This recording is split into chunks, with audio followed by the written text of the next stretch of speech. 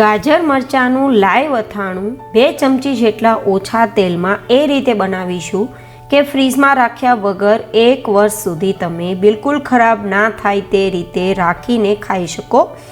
અને એ પણ એ રીતે બનાવીશું કે તમે શાકની કે ચટણીની જરૂર ના પડે તે રીતે રોટલી, પરોઠા, પૂરી કે કોઈ પણ પ્રકારની ડિનર કે લંચની ડીશ સાથે ખાઈ શકો. તો બધી ટિપ્સ સાથે રસકસતું ઓછા તેલમાં બનેલું અથાણું બનાવવાની શરૂઆત કરીએ. તો જેમના માટે મેં અહીંયા ગાજર અને મરચાં બંને એક સરખી ક્વોન્ટિટીમાં લીધા છે અને બંનેને મેં ચિપ્સના ફોર્મમાં કટ કરીને લીધા છે. 250 ગ્રામ જેટલા ગાજરમાંથી થોડા મોટા ટુકડામાં આ રીતે ચિપ્સના ફોર્મમાં કટ કરીને લીધા છે. અને આ ગાજરમાં બિલકુલ પાણીનો કોઈ ભાગ ના રહે તે ખાસ આપણે ચેક કરીને લેશું. જો ભીના હોય તો આપણે પહેલાં તો કોરા કરીને ગાજરના ટુકડા લેવા અને તે જ રીતે આપણે 250 ગ્રામ જેટલા મરચાંને પણ અંદરથી બીજ કાઢી અને થોડા મોટા ટુકડામાં કાપીને લીધા છે. ચિપ્સના ફોર્મમાં કટ કર્યા છે અને તેમાં પણ પાણી ના રહે તે ખાસ ચેક કરવું. મિત્રો, આવી ડિસન્ટ અને અવનવી રેસીપી ફ્રીમાં અને ઝડપથી મળતી રહે તે માટે ચેનલ સબસ્ક્રાઈબ કરી બેલ બટન દબાવીને રાખજો.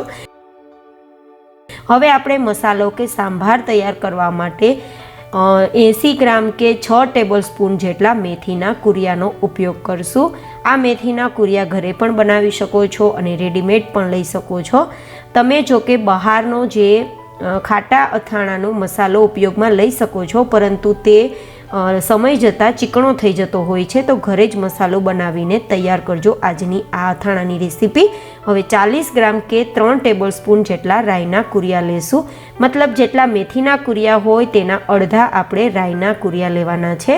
હવે 12 ગ્રામ કે 1 ટેબલ સ્પૂન જેટલી આપણે અહીંયા વરિયાળી લેશું. વરિયાળીથી અથાણાનો ફ્લેવર સારો આવે, બસ એ જ હેતુથી મેં લીધી છે. અને હવે 15 ગ્રામ કે 1 ટેબલ સ્પૂન જેટલા કાળા તીખા લીધા છે, જેથી અથાણાની ફ્લેવરની સાથે સેલ્ફ લાઈફ પણ વધી જશે. અને હવે અહીંયા 30 ગ્રામ કે 3 મોટી ચમચી જેટલું, જેને 3 ટેબલ સ્પૂન કહેવાય, તે મેં નમક લીધું છે. અહીંયા નમકનું પ્રમાણ થોડું વધારે રહેશે, જેથી આપણા અથાણાને લાંબા સમય સુધી બહાર રાખીને સ્ટોર કરવામાં પ્રિઝર્વેટિવનું કામ કરશે. હવે 12 ગ્રામ કે 1 મોટી ચમચી જેટલું આપણે હળદર પાવડર ઉમેરી દઈશું. અને થોડા ચટકીલા કલર માટે અહીંયા 25 ગ્રામ કે 2 ટેબલ સ્પૂન જેટલું કાશ્મીરી લાલ મરચું ઉમેરીશું, જેથી આપણા અથાણાનો કલર એકદમ ચટાકેદાર આવશે અને અથાણું બિલકુલ તીખું નહીં થાય. અને હવે 1 ગ્રામ કે 1/4 ટીસ્પૂન જેટલી હિંગ ઉમેરી દઈશું, જેથી અથાણામાં સારી ફ્લેવર આવે. અને 30 ml કે 2 ટેબલ સ્પૂન, જેને રેગ્યુલર ચમચીથી કહીએ તો 2 મોટી ચમચી જેટલું તેલ ઉમેરીશું, જેથી આપણા આ મસાલાને સારો એવો કલરફુલ બનાવી શકીએ. મસાલાની અંદર બસ 2 ચમચી જેટલું તેલ ઉમેરીશું તો એકદમ ચટાકેદાર મસાલો તૈયાર થશે. અને હવે અહીંયા આપણે વ્હાઇટ વિનેગારનો ઉપયોગ કરવાના છીએ. વ્હાઇટ વિનેગારના ઉપયોગ કરવાથી આપણે ફ્રીજમાં રાખ્યા વગર 1 વર્ષ કરતાં વધારે સમય સુધી અથાણાને બહાર રાખીને ખાઈ શકીશું, બિલકુલ ખરાબ નહીં થાય. તો આપણે અહીંયા 4 મોટી ચમચી જેટલું કે 40 ml જેટલું વ્હાઇટ વિનેગારનો ઉપયોગ કરીશું. જો વ્હાઇટ વિનેગાર ના હોય તો 6 થી 7 ચમચી જેટલો લીંબુનો રસ ઉમેરી શકો છો. પરંતુ હા, જો લીંબુનો રસ ઉમેરો તો તમારે 3-4 મહિના પછી અથાણાને ફ્રીજમાં રાખવું પડશે, બહાર રાખીને નહીં ખાઈ શકો. તો વિનેગાર મળે તો વિનેગારનો જ ઉપયોગ કરજો, જેથી આપણે બહાર રાખીને અથાણાને લાંબા સમય સુધી સારું રાખી શકીએ અને ખાઈ શકીએ. હવે આ બધી જ વસ્તુ બરાબર રીતે મિક્સ કરી દઈશું. મિત્રો, આમાં મેં બધી જ ટિપ્સ તમને શેર કરેલી છે, તો ટિપ્સને ધ્યાનમાં રાખીને અથાણું બનાવશો તો તમને ફ્રીજમાં રાખવાની જરૂર નહીં પડે, તેલનો ઉપયોગ પણ વધારે કરવાની જરૂર નહીં પડે અને અથાણું લાંબા સમય સુધી કાળું પણ નહીં પડે અને ખરાબ પણ નહીં થાય, ચીકણું પણ નહીં થાય. ટેસ્ટમાં પણ જેમ જેમ સમય જશે તેમ રસકસતું થતું જશે અને ટેસ્ટી લાગતું જશે.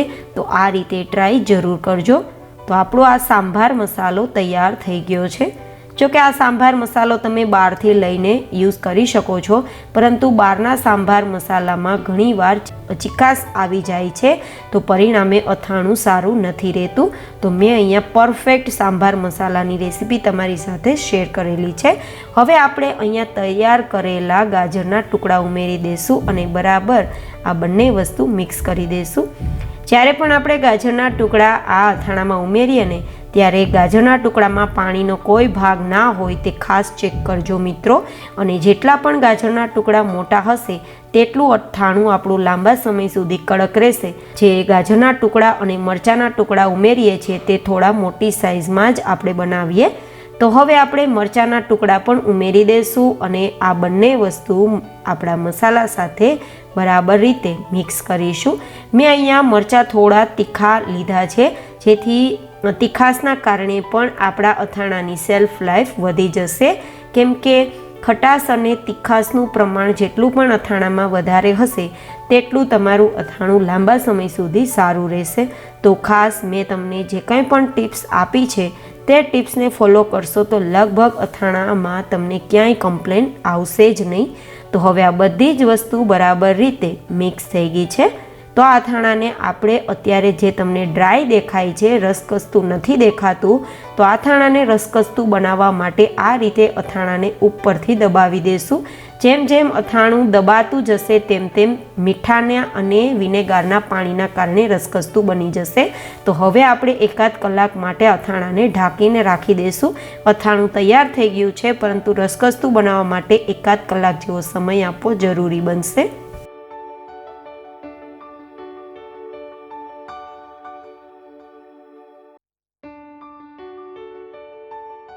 તો ઓલમોસ્ટ 1 કલાક જેવો સમય થઈ ગયો છે અને આપણા અથાણામાં પહેલાં કરતાં વધારે રસવાળો તૈયાર આપણું અથાણું તૈયાર થઈ ગયું હોય તેવું દેખાય છે. જેમ જેમ સમય જશે તેમ તેમ આમાં એકદમ રસકસતો આપણા અથાણાનું ટેક્સચર આવવા લાગશે. આમાં આપણે જે નમકનો ઉપયોગ કર્યો છે, વિનેગારનો ઉપયોગ કર્યો છે, તેના કારણે રસકસતું અથાણું એકદમ સરસ તૈયાર થતું જશે. તો એકાદ કલાક જેવા સમયમાં તમે જોઈ શકો છો ટેક્સચર એકદમ રસકસતું. પંજાબી અથાણાનું રસકસતું ટેક્સચર કેવું હોય છે મિત્રો, તેવું આવવા લાગ્યું છે. તો હવે આપણે કોઈ એરટાઇટ બરણી લેશું. બને તો કાચની બરણીનો જ ઉપયોગ કરજો અને આ બરણી બિલકુલ પાણી વગરની હોય, સાફ હોય, બિલકુલ કોઈ પણ પ્રકારની સ્મેલ ના આવતી હોય, તે બધું ચેક કરીને પછી ઉપયોગમાં લેવી. તો હવે આપણા અથાણાને આપણે બરણીમાં આ રીતે ઉમેરતા જશું અને ચમચાથી થોડું દબાવતા જશું. જેમ જેમ અથાણું તમે દબાવીને ભરશો તેમ તેમ આમાં માત્ર 2 ચમચી જેટલું તેલ ઉમેર્યું છે ને, તેમ છતાં ઉપર તેલ દેખાવા લાગશે, કારણ કે વિનેગારના કારણે તેલ છૂટું જ પડી જશે. તેમ છતાં તમારું અથાણું આ રીતે રસકસતું તૈયાર ના થાય તો તમે થોડો વધારે લીંબુનો રસ ઉમેરી શકો છો, પરંતુ તેલ ઉમેરવાની બિલકુલ જરૂર રહેશે નહીં. તો જે લોકો હેલ્થ કોન્શિયસ છે અને ઓછા તેલનો ઉપયોગ કરવા માગે છે તે લોકો માટે આ અથાણાની રેસીપી એકદમ બેસ્ટ રહેશે. તો આ અથાણાને ફ્રીજમાં રાખ્યા વગર 1 વર્ષ સુધી ખાઓ અને એન્જોય કરો. તમને મારી આ ડિસન્ટ રેસીપી કેવી લાગી કોમેન્ટમાં ફીડબેક જરૂરથી આપજો. અને તેમ છતાં કાંઈ પણ ક્વેરી હોય તો મને કોમેન્ટમાં પ્રશ્ન જરૂરથી પૂછી શકો છો. બહુ જલ્દી મળીશું એક ડિસન્ટ રેસીપી સાથે. ત્યાં સુધી હંમેશા ખુશ રહો, હસતા રહો. Take care and bye bye.